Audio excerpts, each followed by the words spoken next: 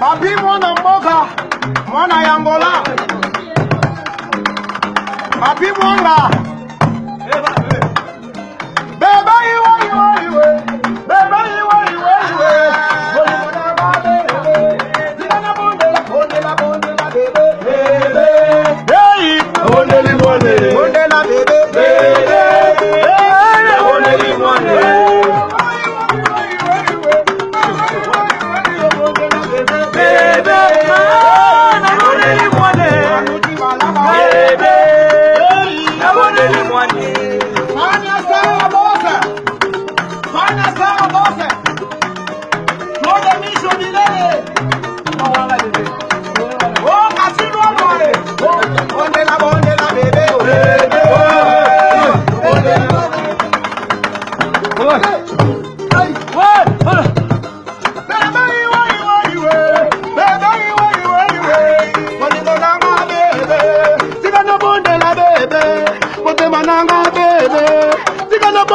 Bonde la bebe, bebe, oh, bonde li bonde, bebe, bebe, hey, bonde li bonde, bebe, bebe, hey, bonde li bonde.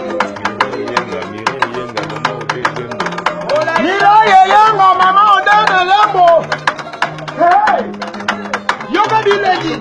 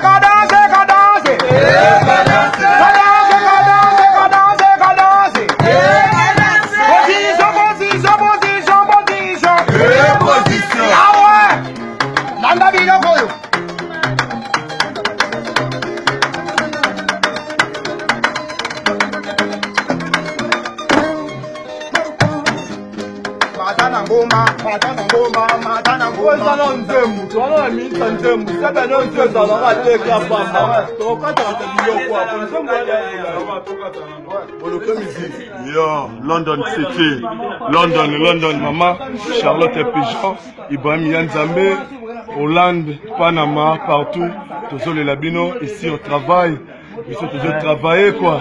Bobo japonais porte-parole à Mokilio yo, et puis Maman Charlotte Pigeon, Tony Twingi, Maman Fatouma, Bassalam Mingi, Ouza Ibrahim, Maman Charlotte Pigeon, Maman Pigeon, Maman Nabiso, Alain Anchango, Robert, Ode et Bembo, Alain Anchango, les amis qui alors pour parler à moi, Mireille Yenga, Maman Mireille Yenga, capote mère, Mambote Makasi na fanya star boss, Mambote mingi bena kofia ina, pour attirer la bisoté, Tony Twin Golgal.